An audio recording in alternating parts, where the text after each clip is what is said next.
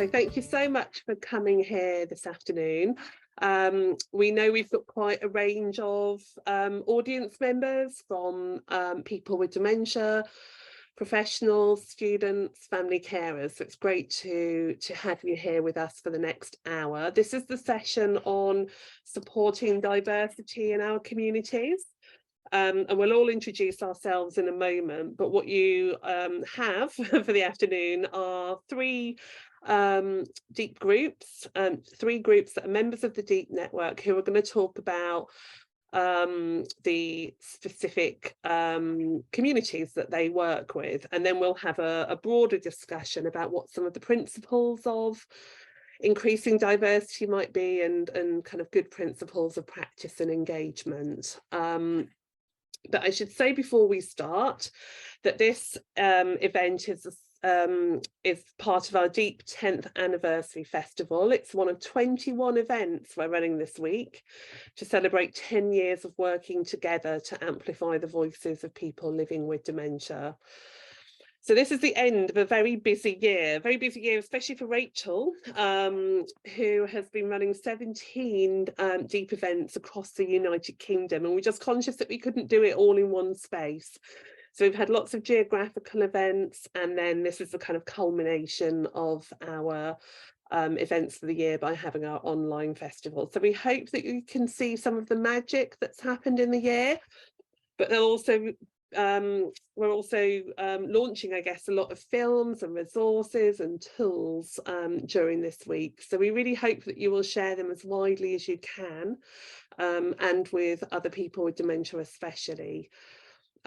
All of our events are recorded, and they'll be available to watch after we've finished our week, when we've tidied them up a little bit.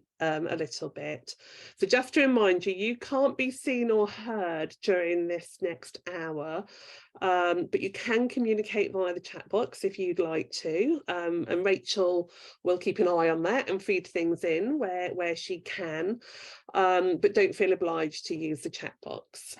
So to kick us off, I'm going to ask if we might all introduce ourselves. I'll start because I forgot to do that in my session yesterday. I'm Rachel Litherland. I work for Innovations in Dementia, and have been supporting the Deep Network for 10 years. I'm down in Exeter. Di, would you mind introducing yourself? Hello, good afternoon, everyone. My name is Di Burbage, and I'm the Service Development Manager at Chinese Wellbeing, which is a small specialist charity in Liverpool, Chinatown. Thank you, Di. Rosie and Nicola. It is. I'm Rosie, and we work for the McIntyre. Yeah. And I'm Nicola. So we're here today together to give you a bit of information about McIntyre, but also hear directly from you, Rosie, aren't we? Oh, so, yeah. Thank you for having us. Thank you very much. Chris. Hi, everybody. My name's Chris Maddox. I've been a part of the Deep Network for a number of years and have been so greatly helped by everything that they've done for me and for others. I'm living with dementia. Initially, I was diagnosed with vascular dementia, then Parkinson's disease, then Lewy body dementia. And I'm on the LGBTQ plus Dementia Advisory Board. I'm glad I put that sign up because I could read it backwards. And yes, and we're here to talk to you about the advisory board and about a group called Speak Out with Dementia, which is for people who identify as living with dementia and are members of the LGBTQ plus community. Thank you, Chris. And John.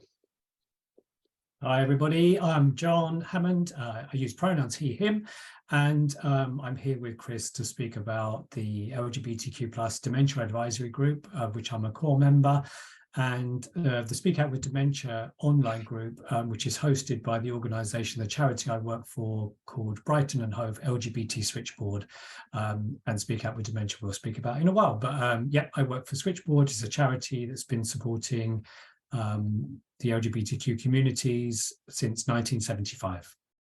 Wow, thank you, John. So before we move into hearing from these different groups, we've had a film created by a group in Manchester called Fabulous Forgetful Friends. They would have liked to have been here today, but can't be. So they did us the really fantastic job of making a little film that we could show.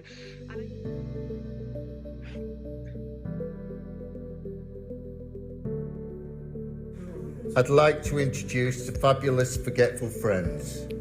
Call to action for dementia. What we want. Give me, I will. Give me myself and I will be me. Give me an ear and I will speak. Give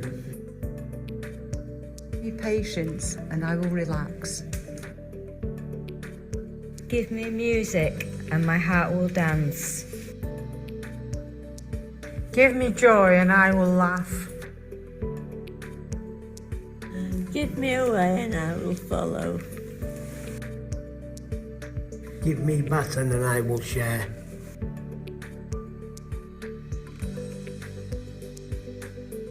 Give me inspiration and I will excel.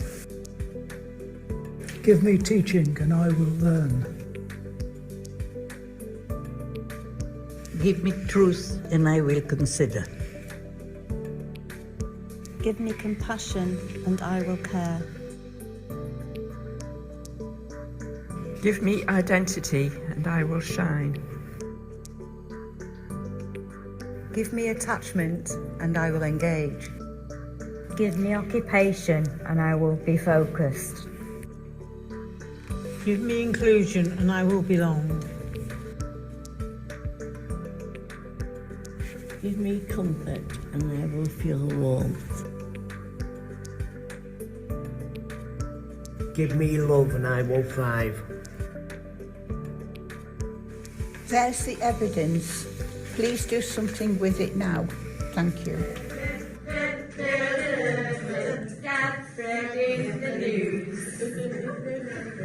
I'm leaving today. No picture. Be a part of it. New York, New York. So that's a group of a range of people with dementia, and I guess that's just something to say about the Deep Network, is we hope it's a home for lots of different groups, lots of different people. Many people with dementia are supported in their groups for a long, long time as their dementia changes. And we hope that this network can provide that safe space for that. So now we're going to hear from 3 different groups who are all part of the Deep Network, who come from perhaps a different community, and we'll talk a little about that and pull that together nearer to the end. So Di, you're here today as part of Chinese Wellbeing, and I wondered if you wanted to say a little bit about Chinese Wellbeing. Chinese Wellbeing have been a member of the Deep Network for many years now. Yes, Rachel, I think it goes back to 2014. But very briefly, Chinese Wellbeing is a charity. We're in our 33rd year this year, and we currently provide home care and a range of services that wrap around home care. So it's not just we're commissioned to deliver home care on a task and finish basis, as everyone knows. That's how social care is today. But through the charity, we raise a lot more funding to do activities, and we've created the Dementia Network and Tea House Reminiscence over the years with support from you, Rachel, at Deep. So we go back a long way, and you have given us, and my colleagues in the diversity subgroup of the Dementia Action Alliance, tremendous support with our groups and getting them off the ground, basically. And so what does it, so Chinese Wellbeing have been involved, as you say, in quite, well, you've been the recipients of a few Deep grants, haven't you, to I guess the purpose of those DEEP grants in one of the phases of DEEP was for you to do the things you wanted to do as a group, to have your voices heard. So they were very broad, and you were able to kind of run with that as a group. But also in later years, you have participated in your own way, I guess, in some of the kind of national pieces of work that has been possible to bring DEEP groups together. I just wondered if you wanted to say anything about that. Yes, well, we started off with, in 2012, raising awareness in the community. There's a lot of social stigma, and people remained hidden. Families didn't talk about dementia. No one spoke about dementia. So we started to raise awareness of signs and symptoms. We introduced Tea House Reminiscence, which is a lovely, lovely environment where people can reminisce, get involved in activities. And every now and again, we would raise awareness of dementia through sort of not sort of blatant ways, but very subtle ways. So people started to engage. And then it was down to you, Rachel, when we got our first round of funding from DEEP, and it was to allow people's voices to be heard. And we created some films. And you said to me, Di, as long as people living with dementia and their voices are on those films, that will be fine. And I remember the conversation distinctly, because at the time I said, not sure, Rachel, we're going to get that far yet. Not sure we're going to get people on film saying, I've got dementia and it's okay to talk. But believe you me, we managed it. And people, because we didn't identify anybody in the group, particularly as having dementia, and people were happy to contribute in that safer environment. And yes, over the years, we've moved on from there, and the network has grown. And the dementia network we have is obviously for Chinese. We deliver the network in Cantonese, which is the main language spoken in Liverpool. And the membership consists of people living with dementia and their family carers. Plus we have several who have got memory problems, but haven't been diagnosed. And that's the issue across the UK since the pandemic, but diagnosis rates in Liverpool were dropping before the pandemic. So we are now sort of on an active campaign to go back to raising more awareness. We've just got some more funding. And the last consultation and the last DEEP exercise we did, or project, was about asking the government what we want to say to the government. And the Forgetful Friends group, at the end of that video, said, there's the evidence. Well, quite frankly, in the Chinese community, over the years that Chinese Wellbeing's been involved, we've done consultation after consultation after consultation. We are still waiting for things to change within Black, Asian and minority ethnic communities. Some of the comments to government, please listen to my needs and make more effort to communicate with me. I do not understand English. I would like a safe place to go where people speak my language and understand my needs. Maintaining cultural identity is so important to yourself. It is you. It is what makes you the person. And therefore, meeting in a group, sharing the same language, the same culture, the same food, really does help well-being. And that's what we're about with our groups. That's a fantastic example, Di. Can I just share, I'd love to share this picture, which is of kind of, as you say, the kind of in the early days, that kind of worry that actually maybe people wouldn't even, wouldn't be on film talking about dementia or acknowledging they had dementia. I'd just like to share this, where we got to with the call to the government. This is your translated call to the government about what your communities wanted, and the yellow cards, which I'm sure many people know, I want to speak please, held up loud and proud. And for me, like, you know, as you say, having been kind of in contact since 2014, you know, these things take time, don't they? But I just wondered, to conclude before we move on to the other groups, what does it mean to you to be part of the Deep network? It's a connection. It's a connection because what's happening in the Deep network, we're able to feed back to our network, and it makes members of our network feel less isolated and feel part of something that's a bigger movement than just our network. So it does give comfort, because we always feed back, and we love reading Deep news. Whilst our members can't read the news, the ideas that just come forward from the other groups really do help inspire us. So it feels that we're not on our own. And the other thing that I'd like to just sort of, one other comment, was that we've done a dementia strategy in Liverpool, and the community were consulted again and have fed back. That was 2019, and I know COVID has intervened, but one of the comments was, refer to your dementia strategy and take action. I have no time to wait. Fantastic. And, you know, and as you say, that mirrors that fabulous Forgetful Friends comment at the end. It does, doesn't it? Yeah. Thank you so much, Di. We'll give you a little break. Thanks, Rachel. Oh, now Rachel, can you let Mac in and make him available as a participant? I don't know if you can hear me. I'm sure you can.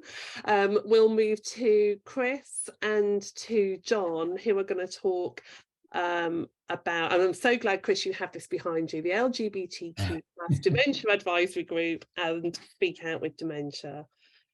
Thank you so much for having us as well. It's an absolute honour, and great to hear from Di as well. So I'll hopefully following good footsteps here. So before the pandemic, there were just a very, very few dementia groups for LGBTQ+ people available across the UK, and only in a couple of metropolitan areas, really. And this made a lot of LGBTQ people living with dementia feel isolated. So as the COVID-19 pandemic struck, the isolation became even more apparent. And with this, some of the services that did exist moved online. So there was finally an opportunity, I guess, for us to branch out to other locations now that we were all living in this more remote world. The LGBTQ Dementia Advisory Group began as a steering group in summer 2020, with the aim primarily of creating an online peer support group for people living with dementia and who identify as LGBTQ+. The steering group was made up and continues to be made up of people living with dementia, their partners, carers, as well as professionals, people who work in health and social care, or researchers, and who work alongside and with people living with dementia. Some of the members of the group identify as LGBTQ, some are allies, but the predominant group makeup is LGBTQ+ people. So a pilot version of the peer support group ran successfully all the way from November 2020 to March 21, and the peer support group Speak Out with Dementia began. And so the Speak Out with Dementia peer support group runs now every week online, on Zoom, and is a safe space for LGBTQ+ people living with dementia. So it's a dedicated online space for people to meet every week, to share their experiences, to find a community. Di talked about this, you know, to share identity and culture can be very important with people who are that you share an affinity with, and so that group meets every week now. And in January 21, the original steering group became the LGBTQ Dementia Advisory Group, and that group meets every month. There are core members who continue to meet, and again, their purpose really is to raise the awareness of LGBTQ people's needs in dementia services and in dementia care, and also to attract new members, I guess, from different walks of life, from researchers, from health and social care, people who have a passion, I guess, to help LGBTQ people living with dementia to thrive. It exists as well as a networking opportunity for people who support other people affected by dementia who identify as LGBTQ. So it's a growing influence, really. The Dementia Advisory Group has an ever-growing influence both nationally and internationally. So we are approached often by organisations from overseas as well to give advice. The advisory group also is a repository of resources. So LGBTQ Dementia Advisory Group.net is the website, and anybody can go along and have a look and pick out some resources and things, and also watch some pre-recorded webinars and things that we've done from the past. Chris, have I done a good job? Is that okay? You've done an excellent job, as always, John. So I think I would just like to add to what you said, the fact that it was Rachel Nidblock that got this group up and running in the first place. Thank you, Rachel, because she was approached by a gay man who said, look, there's nothing for LGBTQ plus people living with dementia. And Deep, as they always do, grabbed the bull by the horns and started this process off. So thank you, Rachel and Deep, for that. Absolutely, yeah, and I think there's a huge value to the Speak Out with Dementia weekly group. So Chris comes along to that group. I wonder, Chris, what you feel like the value of having the Speak Out with Dementia group is for LGBTQ people. I think what people have said to me is that when you're diagnosed with dementia, you have a stigma. But if you're diagnosed with dementia and you're a member of the LGBTQ plus community, it's like having a double stigma. And I think what's most important about the Speak Out with Dementia group is that it's a safe place and a safe space. People to be themselves and to talk about anything that they want to talk about. And we've identified problems, for example, in housing and care homes for people who identify as LGBTQ+. And there's a huge need there. And most of the care homes, one of our group did a bit of an assessment and approached 10 care homes. 8 of them wouldn't take people under the age of 64. So if you're below that age, and some of our group are, that's a huge problem. And also the 2 homes that would consider taking him on said that they would treat him the same as they treat everybody else. But I think LGBTQ plus people need a bit more than that. They need to know that they'll have understanding of their sexuality as well as their dementia.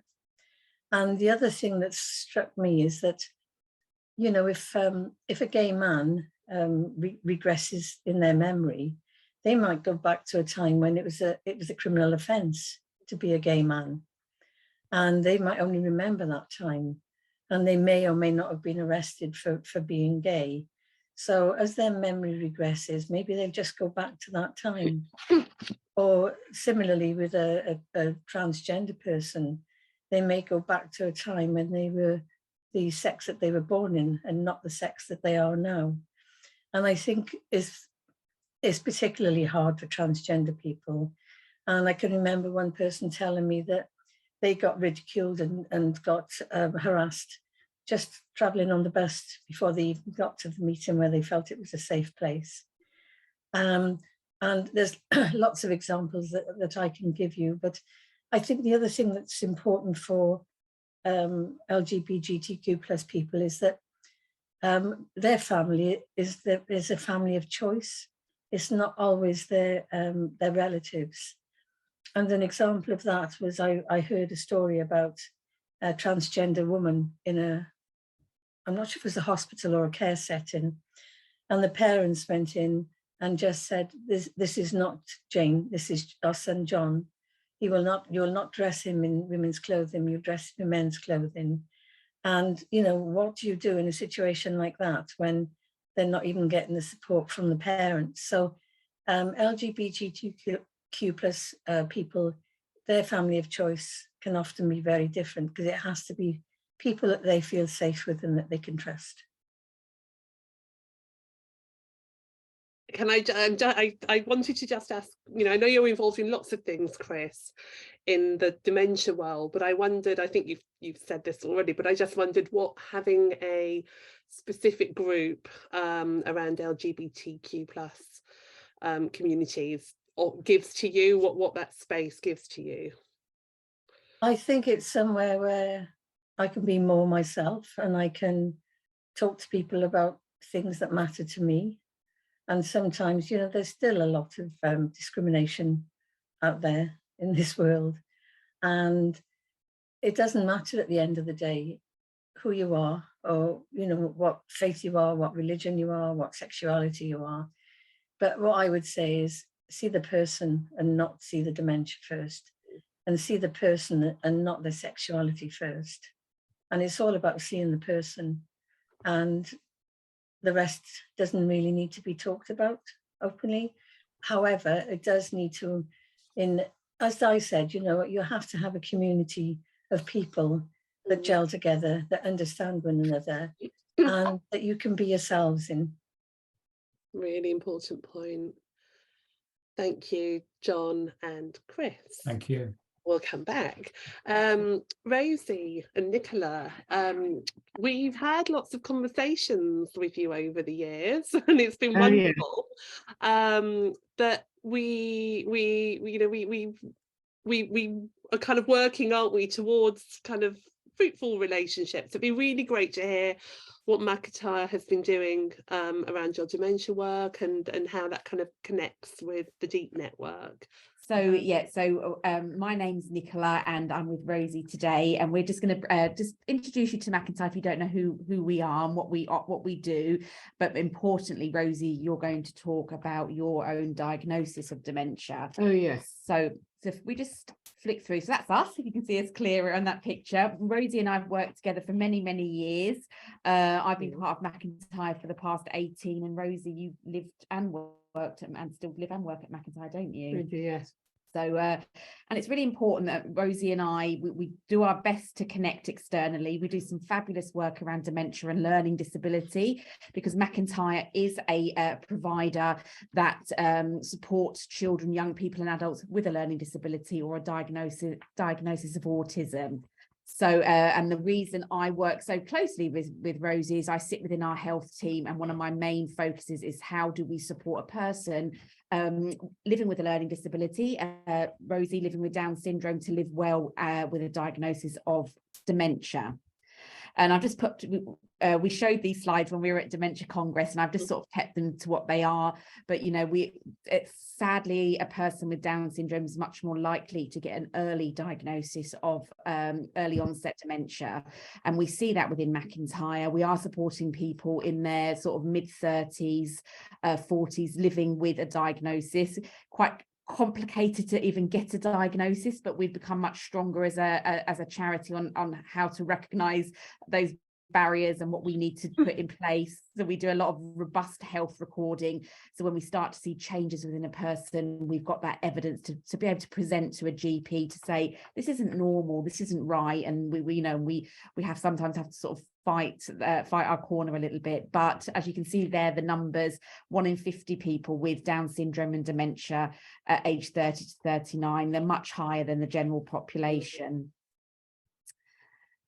Just some of the, and it's not a really pretty slide, but some of the work that we do at McIntyre regarding dementia. So Rosie and I have been part of our dementia special interest group for, I think it's been established for about 9 years. And that's a group that really pulls us as an organisation together to feel stronger. And I know some of our Deep members have come to a previous dementia special interest group. I know George is on the call this afternoon, and Keith and Wendy. You know, we love it when we have you guys pop in and just be with us for the day. It really helps us feel that we know we're making a difference, but we're also like you say, connecting externally. We've run a very successful dementia project, which really upskilled us as staff to be able to support people like yourself, Rosie, with a diagnosis of dementia. So that was a funded project. Our health recording, again, is a standalone sort of presentation, but we do that well, and to help a person to get a timely diagnosis of dementia. And we've got a lot of our resources on our McIntyre website, our Wellbeing for Life, which we created, which has got a pathway of support, but there's a pathway of dementia support and for learning disabilities, because we're starting to see much more externally around that support, but that's our main focus. Memory cafes, family support, staff support. And these are just some of the external organisations that we link with on a weekly basis, and we would be lost without every one of them. So yeah, and obviously Deep is on there too. So important. I feel like I've whistled my way through that, but I wanted you, because we haven't got much time, I just wanted you to hear from Rosie just a little bit. It's a very early diagnosis, so Rosie's only being diagnosed in the last few months. So Rosie put some words on paper and she's going to share them with you now. Okay, my name is Rosie and I'm part of the Health, Dementia and Wellbeing Project for McIntyre, alongside Meg, Rachel and Nikki. We have someone else that's now joined the team, Megan, who's McIntyre's new animal nurse. This year, I was diagnosed with dementia. This was confirmed by my GP.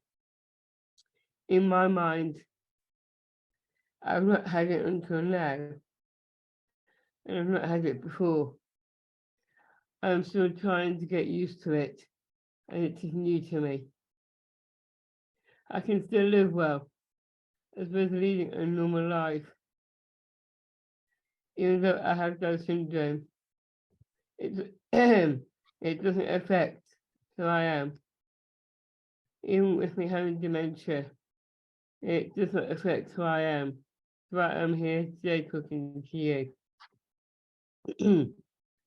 Using different ways of releasing your emotions. For example, maybe using a mixture of tapes or CDs to relax to. By doing relaxing techniques, it helps a person to unwind. It's important for me to stay positive and to and to focus on the things you can still do.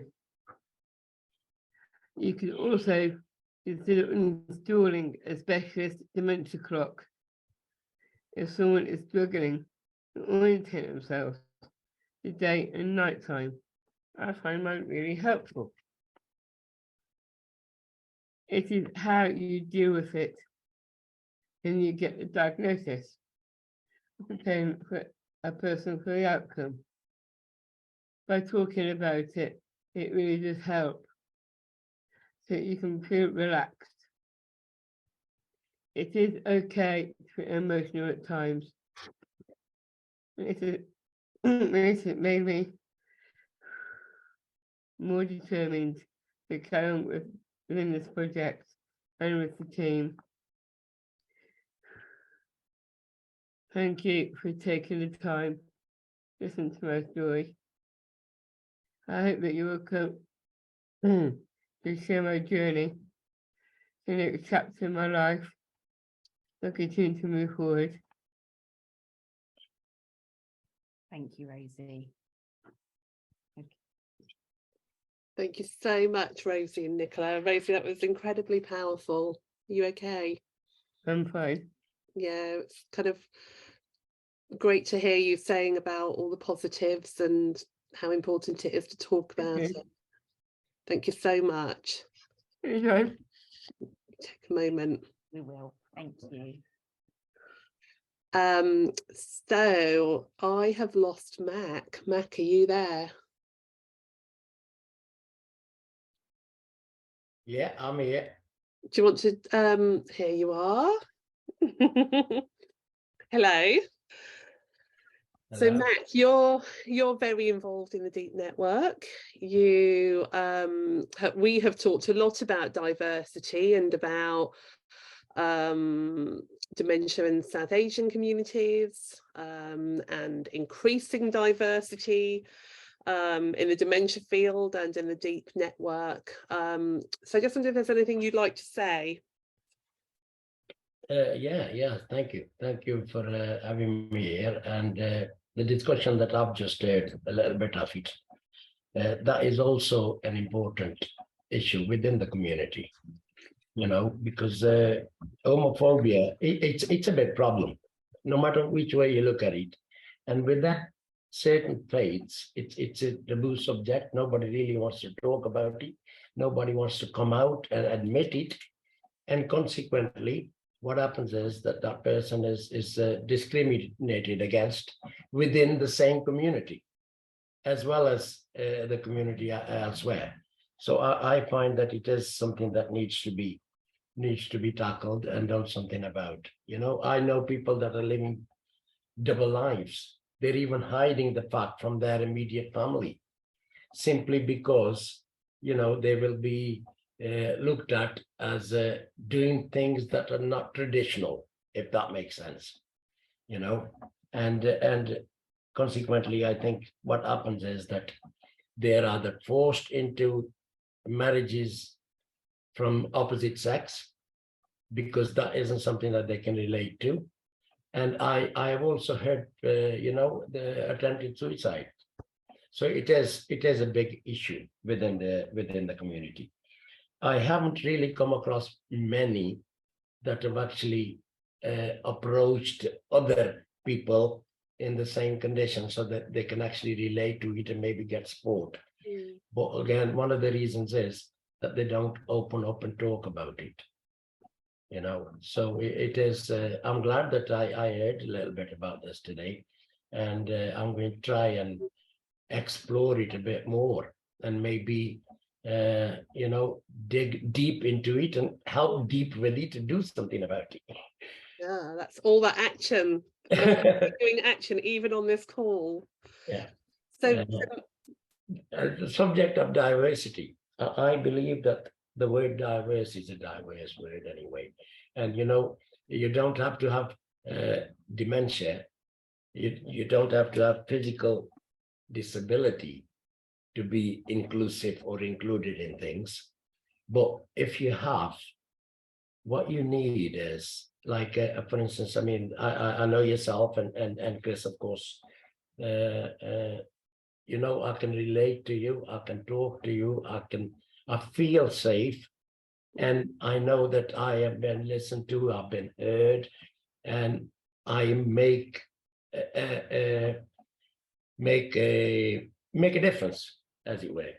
And the peer support that I've had through people living with dementia has been immense, and that's been the backbone of my recovery. As far as DEEP is concerned, I was diagnosed in 2010, as yourself and Chris knows. And it was 2011 that I was introduced to Beth Johnson's foundation, and then later on, DEEP. So in a sense, I have known DEEP ever since it started. And I've had the honor of meeting yourself and Rachel Neblock on numerous occasions. And I think you've seen the transition in me since I joined. And, you know, I can safely say that if it wasn't for DEEP, I would not be sitting here talking to everybody, because that's what DEEP did for me. Thank you very much, DEEP. Thank you, Mac. I just wonder, maybe for all of you, you know, does dementia overcome some differences? You know, I mean, we've talked a lot about special places to be and how safe they are, and where you can, I think it was you, Chris, that said you can be yourself. But I wonder, you know, particularly again, kind of starting with you, Mac, that, you know, you're a member of a community group, you know, a group based in the community of Stoke-on-Trent, with people with all kinds of differences, but actually the thing that connects you is dementia. I feel in the experience that I've had, and this lockdown to me was a blessing in disguise, because that's when I was introduced to Zoom, and that opened doors for many things. And over the last couple of years or so, maybe longer, I've met over 3,000 people. Majority of them were connected with all were connected with dementia. Either they were carers, living with it, professionals, all sorts. And there are people that I might not ever meet, but we are connected in the manner that I've got friends for life and forever discussing things on social media, talking to people. I've had WhatsApp calls from people and that. But my main concern is, or what I've been trying to do is to get South Asian people to join. And this is where I'm struggling, because again, it's a taboo subject within some cultures and customs, and they don't talk about it. I've tried, I speak the languages, I speak 14 different dialects and languages, and I've tried everything. And even the GPs, majority of GPs are bilingual, and they've tried, but it's difficult to convince them to actually come out.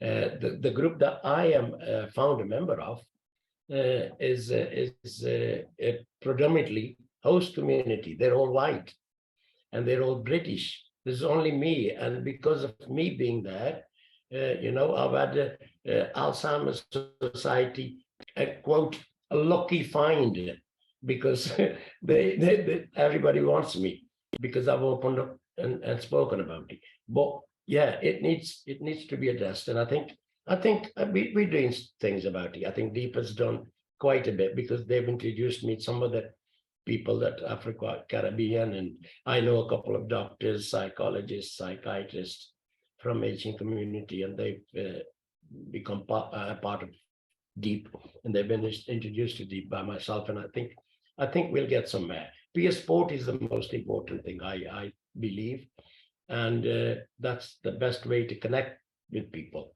And Deep had provided that platform for us. And I think, to a certain extent, we've built the community within a community, within the Deep community, and that community of people living with dementia, they're not living quality life, they're living good quality of life because of that group, I think.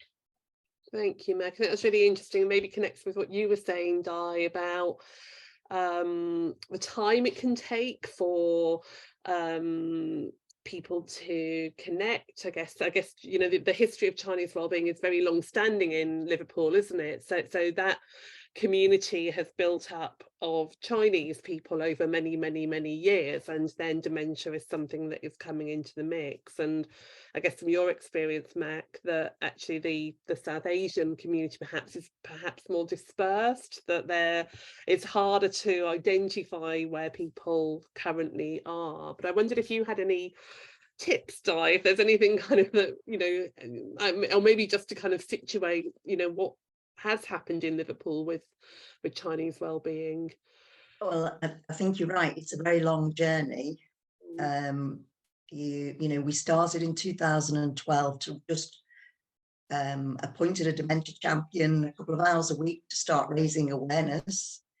Then we introduced Tea House Reminiscence, and it's been just sort of talking about dementia in a gentle way, and just, fun quizzes, if you can call them that, just to start education, that process of understanding, breaking down some of the taboos and some of the myths around dementia. And it was just that constant sort of talking about it. And gradually, because we're a care provider, also providing care to people living in their own homes with dementia, family members and other people started to approach us. They started to recognize that maybe they had they needed to sort of talk to somebody about some of the early signs, and it's just evolved. But it comes and it goes with us, because Nobody will fund it. Nobody in the general mainstream. You don't get funding specifically to support people outside of mainstream. And so it's a case of, we work very hard to get grant money for projects. And that's what we've been doing for the last 12 years. And despite having a dementia strategy for Liverpool that has been developed by what was the CCG and the City Council, we're still waiting for some of those recommendations to be implemented for people from Black, Asian and minority ethnic communities. We're still waiting. My concern would be if in another couple of years we're asked to go back and consult once again with the community. There are so many consultations that have taken place. We know now what is needed is more culturally appropriate, language appropriate services, and peer support. I agree, peer support. Once you start getting a group of people together and you realize that talking openly about it is giving a tremendous relief, particularly for carers, family carers, the relief that comes with just talking. We've got many quotes and feedback from carers who just say that they come to the group, they talk with people who are going through a similar thing, and it relieves them for those 2 hours they're with us, with their friends and other people sharing. It does relieve the anxiety that can come with having a caring role. And for people living with dementia, we're doing things they enjoy. We're doing things that we're speaking the same language, and we're doing culturally appropriate activities, and it makes them, it improves well-being, and it makes people feel connected, I think is what I'm trying to say. Thank you, Di. I've seen some nods. I think there was the thing around funding that kind of just sparked a little bit of interest, I think, from John and Chris. But I'm also thinking from McIntyre's perspective as well. You know, that kind of, it's almost like that kind of energy that to give some focus to projects does require some things to be in place and to have some funding, some money behind it, but also that energy, that kind of that willingness to go down this. That perhaps, so I wonder if John and Chris and Nicola and Rosie want to say anything at this point, if it sparked anything in you, John. I think a really important thing about any projects as well, and I agree with Di, the funding can be very, very difficult to get for any minoritized communities. But the thing about projects is they should be created, led, designed by people from the communities. So, you know, sometimes some of the authorities or statutory services or, you know, try and design projects or initiatives for different communities actually without any of the consultation or discussion with those communities whatsoever, and they're bound to fail. And so actually there should be a lot more empowerment, I think, to the communities. The communities know best, you know, like, you know, we work alongside people every day, we live with the experience every day. And so, you know, really empowering people, and also, I guess, funding that isn't just, you know, 6 month to 6 month or year to year, where you're constantly then going back through the whole process of, can I survive another year providing support to a you know, a particular community, for example. So longer term sustainable initiatives where, you know, funding is really puts its mouth, you know, it walks the walk, not just does the talk, I guess. So so I think that just made me think about that all services absolutely should be designed by the communities, by and for. Thanks, John. McIntyre, how does this kind of resonate with you? Yeah, I mean, when we had our dementia project, which was funded by the Department of Health, one of the first things we did was set up a steering group, working group for people that draw on our support, and we were guided by them. They were called the Keep Going, Don't Stop group, and I have so many wonderful memories from working with that group. And it allowed us to really make sure that our steps forward were comfortable, and we weren't just sitting at a desk in the head office thinking this will work. You know, it's that whole collaboration. And like, you know, I've just heard absolutely hearing from the people that are living with dementia or living with a learning disability, planning for their future as well. So yeah. And the good thing is, you know, we were very successful in the work that we did under that umbrella, and that's just now sits within our health agenda. So we are really still working closely on that, even we haven't got the funding, and we are always thinking of ways to be creative and how we can sustain that at McIntyre. So yeah. Thank you. And I guess what you've just said about communities knowing best, that sits really powerfully for me as I guess what we stand for in DEEP is that the voices are there, the experiences are there, it's available. Our role in supporting DEEP is to try and get maximum impact and to connect you to each other so you feel safer, more together, stronger, more powerful. But it's the same principle, isn't it? Is that actually you all know best. You know best about your dementia, you know best about your communities, but it requires that some of that infrastructure behind you to help you, especially if you're coming from a more diverse perspective. I don't know. I mean, perhaps because it's, you know, you've each in different ways used words like coming out and safety and security and kind of being myself, which perhaps was it you, Chris, that said about that kind of double experience of stigma. So yeah, just as we're coming to a close, I'm wondering if you have any advice or hopes for what happens next for your group or for your for diversity and growth within the DEEP network. Chris. Sorry, I'm just lowering my hand. Thank you. I think that the key thing that's come through to me is nothing about us without us. And it's so important to get people living with dementia involved in all sorts of things, and including research. It's involved from the very beginning. And I think that is starting to happen. And it's the same with our group. You know, we haven't had any funding whatsoever. And we depend on the time and the kindness of individuals to do these things. And I know that people in the DEEP groups all do this. And I have made a lot of friends that I wouldn't have made if I hadn't had dementia. So that's the plus side to it. And the other thing is, you know, I've heard so many times, oh, you've got dementia, you can't learn new things. Actually, we can. And we proved that during lockdown when we had our, you know, our craft groups and things like this. So we need to join together. It doesn't matter what our backgrounds are, where we come from. We need to be one voice, and that's what DEEP represents. Thank you, Chris. Anybody else want to say anything about kind of, hopes for the future or how we can do more? What needs to happen in your community for more to happen, perhaps?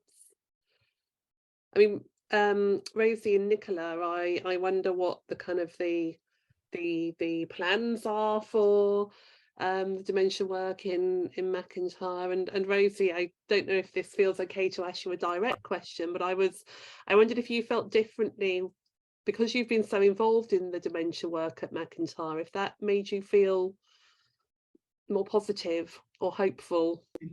It has, yes. Yeah.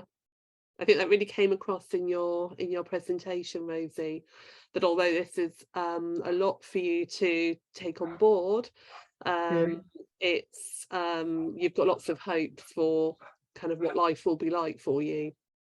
True. It really has. Thanks.